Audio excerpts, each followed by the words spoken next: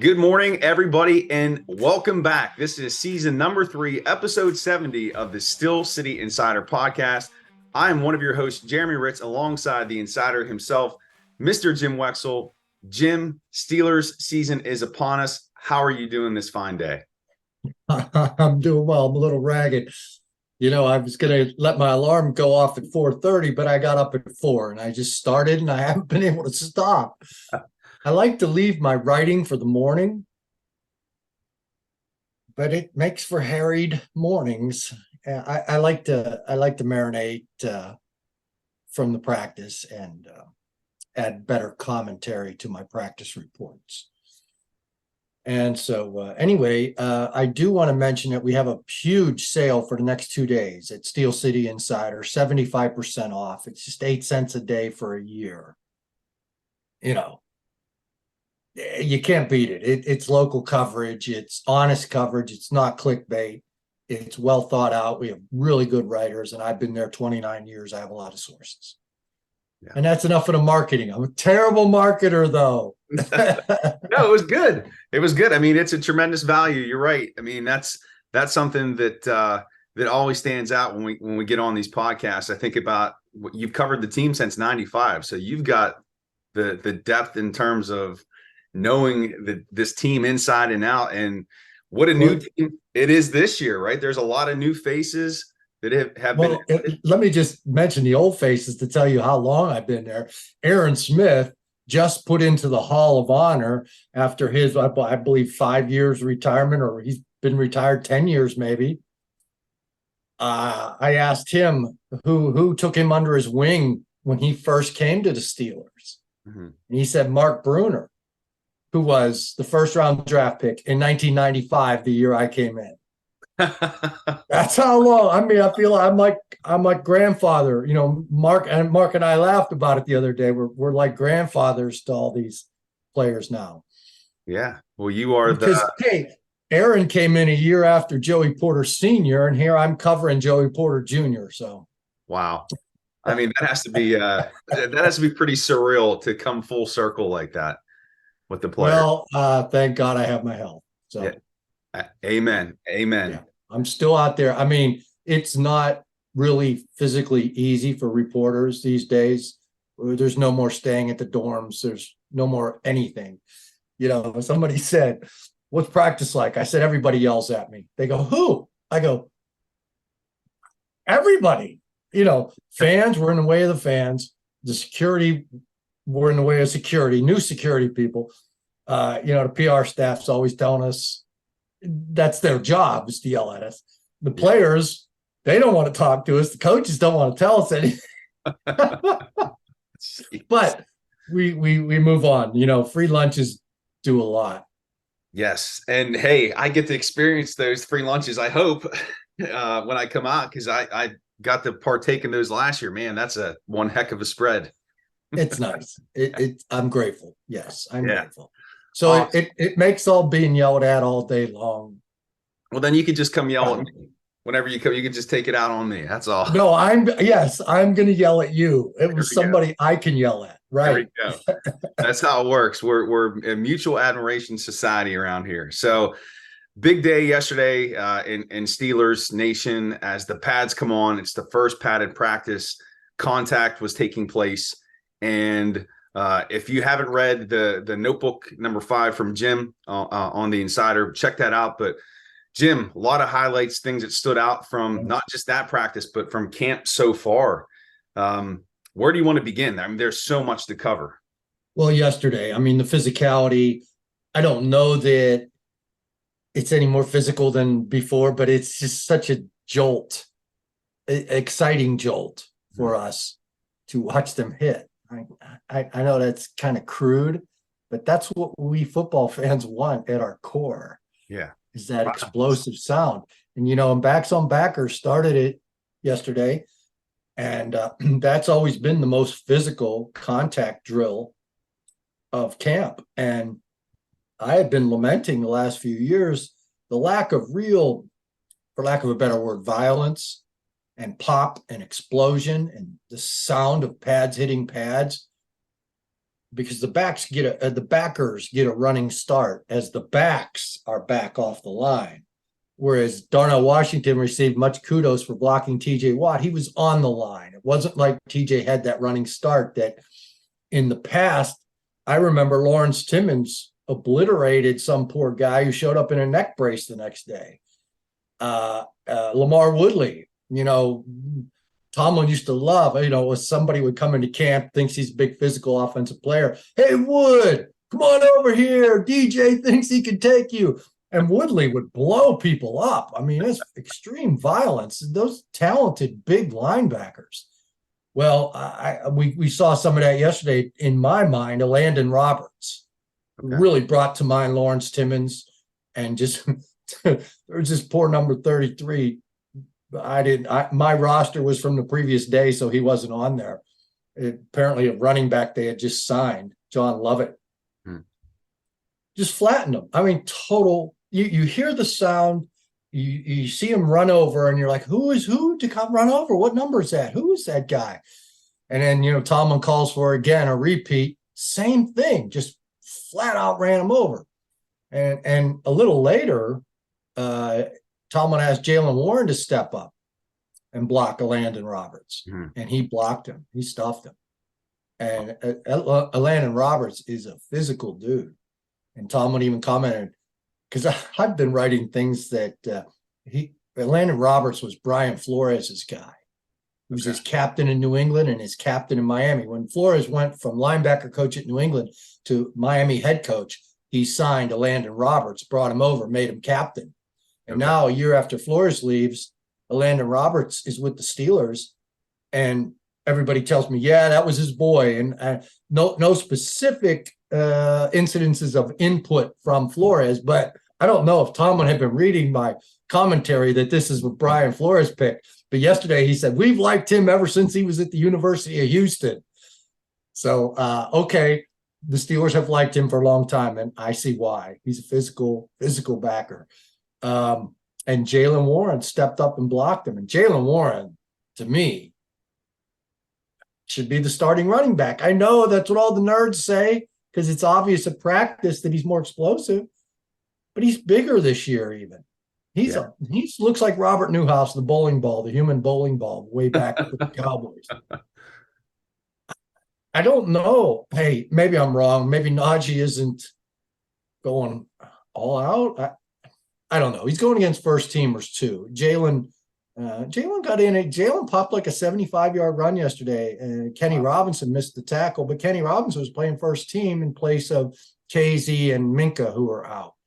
So Kenny Robinson, 2 interceptions the other day, was rewarded with the starting gig yesterday next to Keanu Neal.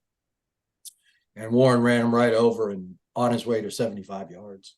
Wow. But Warren's impressive. Landon Roberts is impressive. Quan Alexander was impressive. And I don't know, it's just because he has fresh legs or not. Yeah. Darnell Washington blocking TJ Watt, of course, was impressive.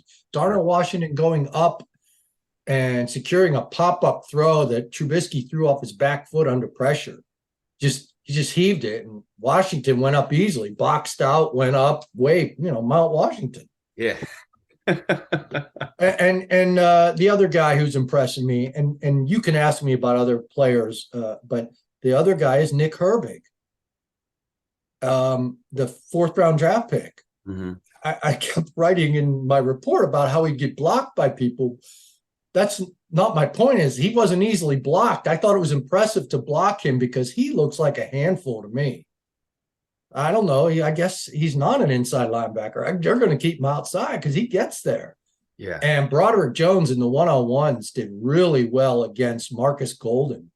3 in a row, just stuffed him. And then third one, he pancaked him. So Broderick Jones is the real deal. Wow. So and one more guy. Sorry. Okay.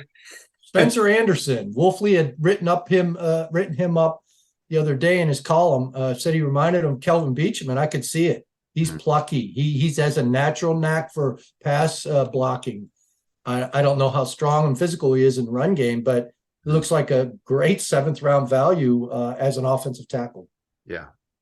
Well, there's a lot to unpack there, so I'll try to go back through starting with Landon Roberts that hit on Lovett and talking about that inside linebacker room. You know how much I love the inside linebackers, but the physicality that Roberts put on display.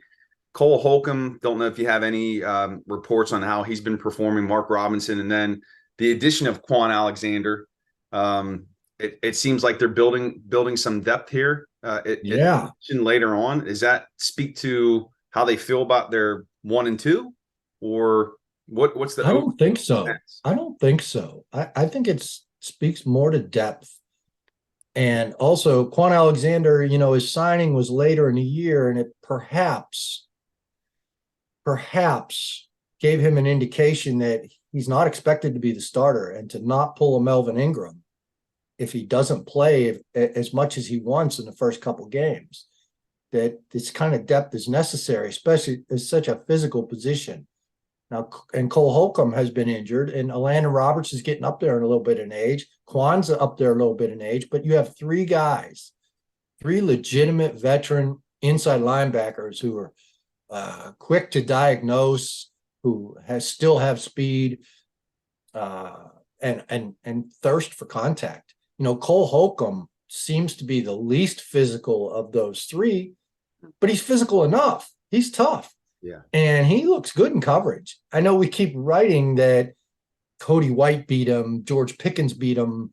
And if you notice, they're all wide receivers. They're testing Cole.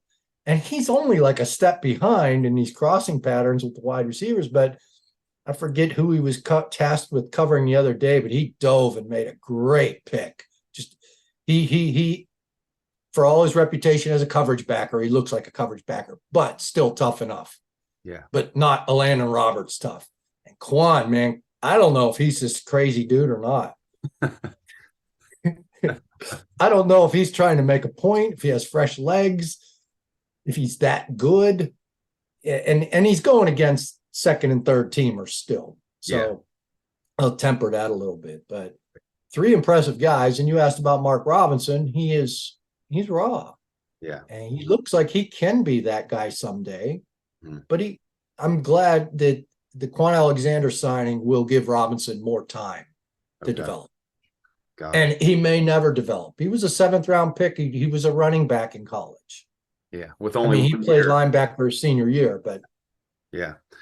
And then shifting a bit, you talked about Darnell Washington, his reps against TJ Watt and backs on backers, held his ground there. And, he was referenced as being the best blocking tight end coming out in the draft, which really that can lend some strength to this offensive line. And then you mentioned the reps that Broderick Jones had and the performance of Spencer Anderson. How about collectively as a whole? How's the offensive line look to you? Again, I know it's only 1 day in pads, but has the unit overall, that first team, look strong? Anybody standing out? I think it's more on Pickett. I think Pickett's trying to read more and go through his progressions, and it's causing him hesitation off the snap that he didn't have last year, that I don't remember like this. He's on the run, and I saw this in the spring, and I wrote about it. He's on the run every pass. Don't you want him in the pocket, making a decisive read to somebody who's open right off the line? He has to learn all this. It could be the dynamic of taking a step back to take 2 steps forward. That's just my guess right now. And Mike Tomlin or Mike Sullivan, the quarterback's coach, wouldn't, I'm sure, go into detail and make Kenny trust it, have less confidence than he has already. But he just doesn't seem to be reading quickly, and he's running for his life on nearly every play. I don't know that it's the offensive line's fault. I just think he's taking too much time to read. Okay. So anyway, that's an early criticism. Kenny, I think, is accurate, and Kenny has a lot going for him, and he does throw well on the run. He has that going for him. Yeah. I mean, so maybe it'll turn out to be best for him to continue improvising and running and throwing on the run, because guys like Deontay Johnson respond and get open when he's on the move. And Pickens, you can just heave it up, and same with Mount Washington, you can just heave it up. Yeah. Do you think maybe part of that is the the criticism of Pickett last year, not throwing the deep ball very often or not throwing it very well, that he's looking for that home run shot more. And that's I don't know if it's criticism, but it's something the offense definitely needs, and the coaches know that. So they're yes. So maybe that's part of it. Good call, Jeremy. But yeah, he's just under too much pressure. I'd like to see some more pocket passing. Okay. Instead of, I asked Sullivan about, hey, don't you want to see more pocket passing from Kenny? Oh yeah, we've asked him to step up and wade through the waves. Yeah, okay, he's doing that, but that's the thing. Watching Ben for 18 years, 6'5" quarterback, stands in the pocket and can deliver. But hey, Ben was on a run a lot too. That was a strength of his too. But when you're 6'5", it's just different. Yeah. So let's shift gears a little bit. Let's go to the defensive side of the ball. And you use a term to refer to a new signing, a free agent that was brought on board that I knew that you liked, Patrick Peterson, but you referred to him as a gazelle. And wanted to kind of dig into that a little bit because I know he got some reps at free safety. How has Peterson looked incorporated into the Steelers defense? I think gazelle says it all when you're a cornerback, in coverage. But I tell you, as a nickel or a safety, he looks like a cornerback tackling. I mean, he might be one of the great tacklers tackling cornerbacks, but he's not wearing Rod Woodson size pads out there. I'll tell you that. Rod Woodson wore those big pads and he hit people when he became a safety and it fit. Yeah. I wonder about Patrick. It's going to be when he plays the nickel, it's going to have to be pass plays. For sure. You would hope. I'm not saying he's not tough, but he's a corner. He looks like a corner in the middle of the field. And those guys get run over. Yeah. And then that leads us to Joey Porter Jr., who has been the talk of camp and the reps he's getting, having a short memory, if he's given up a big play. And yesterday, it's been all the rage. Everybody's been talking about another highlight reel catch that was caught on a couple camera phones. It was posted out there on Twitter. George Pickens catching a beautiful pass over Porter, and then there was some banter that occurred after that. But that's been a matchup that's been occurring in camp, right? That has been pretty heated and intense. Yeah, I mean, there's been a lot of Calvin Austin on Porter too. They're testing Porter's speed, and he's been getting beat. And he would grab Austin and catch up to underthrown balls that I don't know were reported by others as definitively as they should have been. There was some grabbing, so that concerned me a little bit, but Porter's not that far behind. And the Pickens play, I think everybody loves that play, not just because of the catch, because of the coverage. It was a case of both guys looking great. Because, when you post something of a great catch, as a Steeler fan, you look and see who he beat, and you're like, that's good for the receiver, but bad for our corner. Well, this play, Porter was in spectacular position, right? Just how do you defend that catch? That was a miracle catch, and Pickens is special, and it's exciting. That matchup in itself defines the excitement of this team, I think, right now. That kind of size and speed on the outside that they really haven't had. Yeah. So let's spend a little bit of time talking about Porter and Pickens, and let's start with Porter. Are you seeing enough from Porter, and are you hearing that he has an opportunity to start early this season? Well, it's going to be a Broderick Jones situation too. It's just when the time is right. Broderick will probably be brought in unless he smokes more in preseason, and it's obvious. But with those pass rushers he's going against, I believe they'll ease him onto the playing field as a third tight end, and then look for his opportunity. Whereas Porter will be not eased; he'll be pushed onto the field as a third corner, and then either Peterson will move inside, or I'm not sure. I'm not sure if they'll take Peterson off the field, but they'll be trying to get Porter as many reps as possible, because there are more opportunities for three corners to play than there are for three offensive tackles to play. Yeah. But I mean, Peterson's going to start. He is clearly the cover corner deluxe that they have, and Levi Wallace is a solid veteran. Yeah. And Porter will eventually. Who knows? Peterson will last for a while, but you would assume Porter will eventually take Levi Wallace's spot. But yeah, there's more opportunity for three corners. Yeah. And with Corey Trice going down yesterday, yeah, Corey was looking good. Corey's got Joey Porter Jr. size and speed, but not the knees. And that was the knock. That's why he lasted till the 7th round, I believe, because of the medical. Now he injured, it looked like a right knee yesterday. It was the right leg. And his previous ACL was a left ACL. So it's not the same one. But man, he really looked in pain. He couldn't put any weight at all on that right foot. Wow. That's very unfortunate for that young man getting an opportunity and look promising. And then talking about Pickens, what's been the difference from Pickens year 1 to year 2 in camp? Obviously, the spectacular catches continue to showcase, but have there been fine details in his game that you're noticing that are different from the previous season? If I were able to notice those fine differences, people would maybe stop yelling at me. I would be a coach. I don't know. He looked spectacular last year, and I'm not sure. I wouldn't be able to define his route running. There's so much to watch. I don't have access to practice tape, and I like to talk to sources after a good week of hitting. Mm-hmm. So, I didn't dig into the flag football portion of camp. And Pickens, you saw the spectacular catch he made on Porter. So I don't know that he had to improve all that much, but because when I ask him, he says no, he belongs in the Pro Bowl now. I don't need to improve. That's the kind of confidence he has. Yeah, and it's amusing. It's not a mean kind of confidence. It's not arrogance.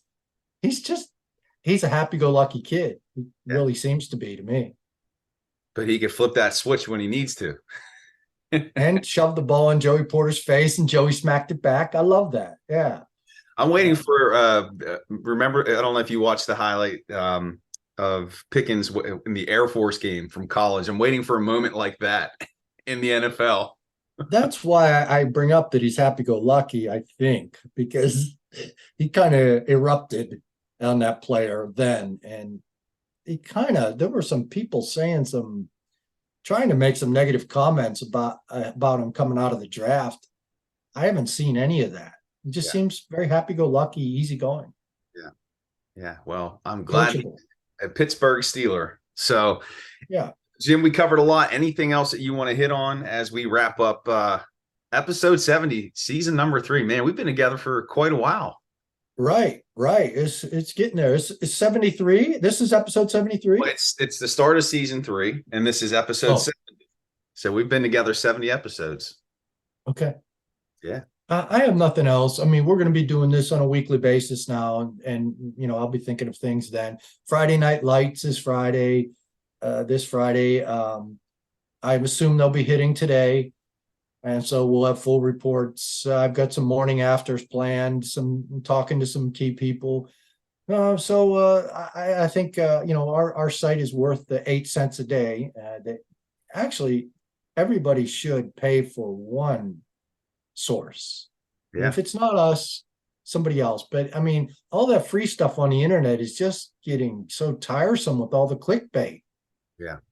It's just a national guy says something about Kenny Pickett, and we've got 12 stories thinking that this is a true thing. And it's not from local coverage. It's from media guys sitting at the ESPN front desk that don't have anything to do with the Steelers. So I think our source of information is the best myself. So yeah. I like your George Pickens-esque confidence. Yes. I don't need to improve, man. Hey, just throw me the ball. Real fast. So I'll be coming out to spend the weekend with you out there in camp. Hopefully we don't get rained out on Friday Night Lights like last year, and Wolf doesn't have to fight the skunk. That was fun though. It was. That was fun. We went to Sharky's, and that was an enjoyable time. It So, was. I'm looking forward to it. yeah, rain or shine, we're gonna have fun either way. So, Yeah. Awesome.